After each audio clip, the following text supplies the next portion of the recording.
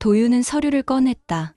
그 속엔 수년간 황기찬이 숨겨온 회계장부의 조작 흔적, 유령 회사와의 거래 내역, 내부 투자 정보, 유출 정황까지 모두 담겨 있었다. 제이는 말없이 그 문건을 바라봤다. 이걸로 충분해요. 이제 시작해요. 두 사람은 말없이 고개를 끄덕였다. 한때 모든 걸 빼앗긴 여자와 모든 걸 속였던 남자에게 충성했던 사내. 두 사람의 복수는 그렇게 시작되었다.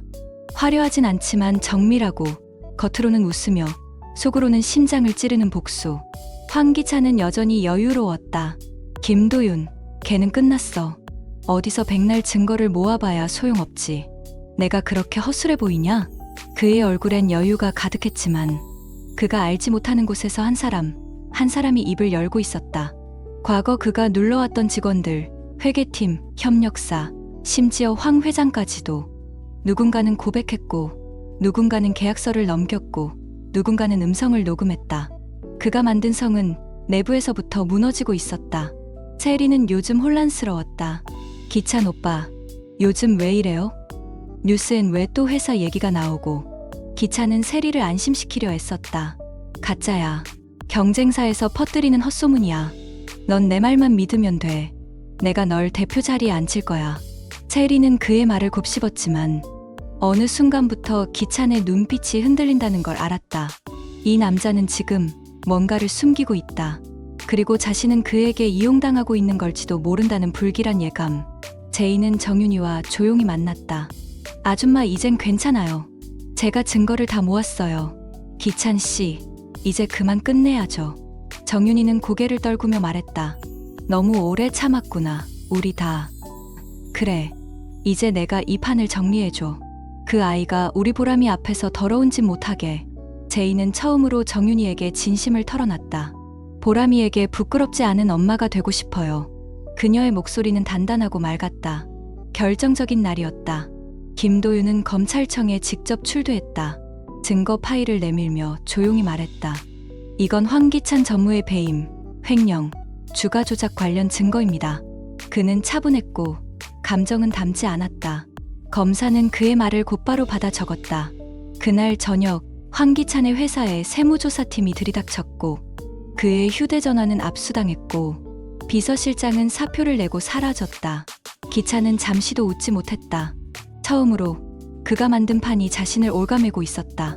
기찬은 황 회장을 찾았다. 회장님, 절 믿으셔야 합니다. 이건 누가 일부러 짜맞춘 프레임입니다. 그러나 회장은 이미 등을 돌린 뒤였다. 제인 그 아이가 날 찾아왔다.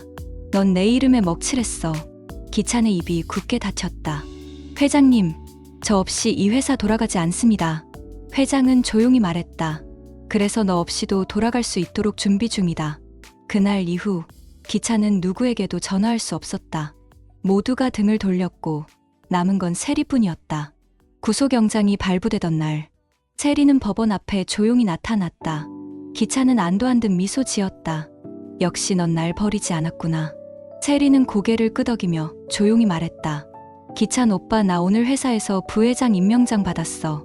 이젠 당신 자리까지도. 기찬은 그제야 그녀의 말을 이해했다. 설마 너도? 세리는 대답하지 않았다.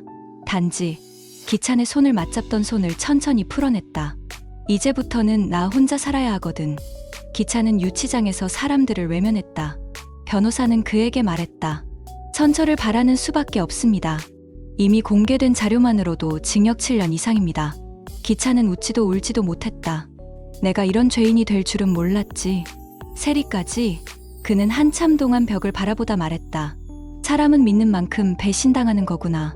제이는 뉴스 속보를 보며 깊은 숨을 내쉬었다. 끝났네.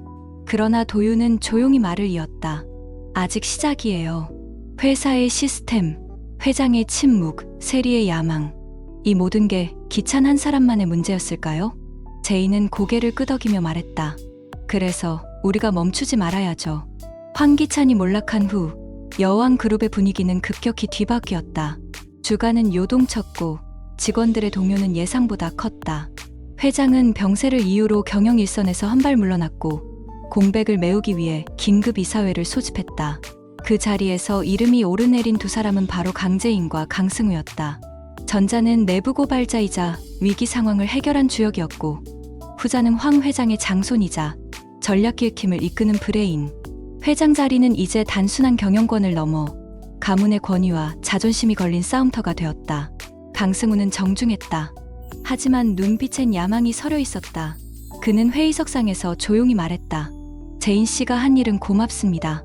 하지만 위기는 기회이기도 합니다. 회사를 장기적으로 이끌어갈 준비가 된 사람은 결국 이 가문의 사람이 되어야 하지 않을까요? 그의 말에 일부 이사들은 고개를 끄덕였다. 제인은 담담했다. 가문의 피가 아닌 실력으로 증명하겠습니다. 그녀의 말은 짧았지만 그 속엔 흔들림 없는 확신이 담겨 있었다. 김도윤은 조용히 움직였다. 그는 제인에게 말했다. 승우는 당신보다 겉으로는 부드럽지만 더 단단하고 오래 준비한 인물이에요. 조심하세요. 제인은 고개를 끄덕였다. 알아요. 이번엔 감정으로 움직이지 않을 거예요. 그녀는 감정을 걷어내고 전략을 준비했다. 자격은 능력에서 오며 신뢰는 증거에서 온다는 것을 누구보다 잘 알고 있었다. 한편 강세리는 새로운 국면에서 방향을 바꿨다.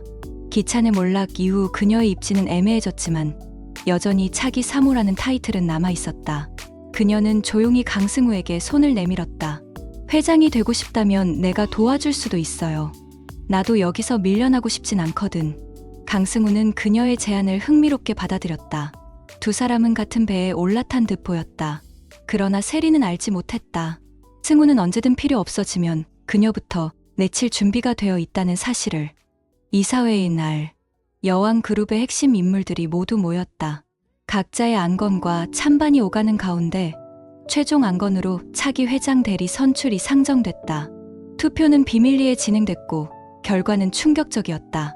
강재인 사표, 강승우 사표, 그리고 1표는 기권. 바로 황 회장이 기권한 것이었다. 회장은 중립을 택했고 이는 두 사람의 경쟁을 더 뜨겁게 만들었다. 누구도 쉽게 무너지지 않을 싸움이 시작된 것이다. 회장은 병실에서 제인을 불렀다. 내가 왜 기권했는지 아냐? 제인은 조용히 고개를 저었다. 그는 허공을 바라보며 말했다. 너도 이제 알겠지. 이 회사는 누구의 것도 아니야. 자격 있는 자가 가져가는 거야. 그 말은 마치 마지막 유언 같았다. 승우를 이기고 싶다면 증명해라. 단순한 정의감 말고 회사가 너에게 있어야 할 이유를. 이후 제인은 본격적으로 성과로 승부하기 시작했다. 신사업 부문에서 과감한 구조 조정과 동시에 친환경 신제품 런칭을 선언했고 소비자 반응은 폭발적이었다. 투자자들은 그녀를 위기 속 히어로라 칭했고 언론은 여왕의 귀환이라는 제목으로 그녀의 인터뷰를 쏟아냈다. 승우는 이를 지켜보며 내심 불안해했다. 예상보다 빠르게 회복하네. 그러나 그는 또 다른 카드를 준비 중이었다. 바로 가문 내부 지분 확보였다. 김도윤은 이 흐름을 눈치챘다. 승우가 할 수 있는 마지막 수는 가족들을 끌어들이는 거예요. 회장님, 고모님, 이사들 모두 친족이죠. 제인은 고민 끝에 묻는다. 나도 그들과 같은 방식으로 싸워야 할까? 도윤은 대답 대신 문서를 내밀었다. 이건 기찬 씨가 과거에 숨겨둔 서류입니다. 회장님의 비공개 유언장이죠. 그 안엔 당신을 차기 대표이사로 지정한 내용이 있어요. 충격적인 문건이었다. 황 회장은 공식적으론 중립을 선언했지만 실제론 제인을 차기 리더로 인정하고 있었던 것. 제인은 서류를 들고 곧장 회장 병실로 향했다. 왜 저를 공식적으로 밀어주지 않으세요? 회장은 가만히 웃었다. 그건 내가 직접 받아야 진짜지. 내가 준다고 진짜가 되진 않아. 그는 덧붙였다. 기회는 줬다. 선택은 내가 해라. 이사회를 다시 열기로 결정됐다. 이번엔 공식적인 대표이사 선출 안건이었다. 긴장 속 제인은 회장 유언장을 제출할지 고민했다. 김도윤은 말했다. 이제 결정하세요. 정의가 아닌 권력의 시간이에요. 제인은 무언가 결심한 듯 고개를 끄덕였다. 제 방식대로 가겠어요. 그 문건 제출하지 않겠습니다. 도윤은 놀란 듯 바라봤지만 곧 미소 지었다. 역시 당신답네요. 투표가 시작됐다. 결과는 강재인 5표, 강승우 4표, 마지막 1표는 중립이던 이사가 던진 결정적인 한 표였다. 회사의 분위기, 언론, 실적, 사람들, 결국 정의롭고 실력 있는 사람이 선택받았다. 회장은 조용히 자리에서 일어났다. 이제 여왕의 집에 진짜 여왕이 들어섰군. 강승우는 분했다. 그러나 아무 말도 하지 않았다. 그는 조용히 이사회장을 나서며 세리에게 말했다. 넌 정말 아무 힘도 없구나. 세리는 굳은 표정으로 그의 뒷모습을 바라봤다. 기회주의자로 살았지만 그조차도 실패했다. 그녀는 결국 혼자가 되었다. 강재인은 사무실로 돌아와 빈 의자에 조용히 앉았다.